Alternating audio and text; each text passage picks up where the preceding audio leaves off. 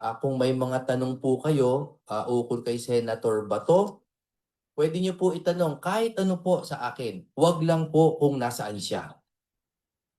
Dahil sinasabi ko na po totoo at ito po ay directed sa ating pong kagalang-galing na sekretary ng DOJ. Hindi ko po alam, hindi ko po nais alamin at ito po ay galing sa puso.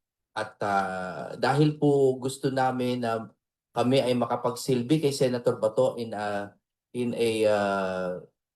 secluded and academic way para ho hindi mapoliticize yung aming pag-iisip sa kanyang mga legal defenses. So tanong niyo na po lahat, pero sinasabi ko na po sa inyo, hindi po talaga namin alam kung nasaan si Bato at lagi namin pinagdadasal ang kanyang kaligtasan.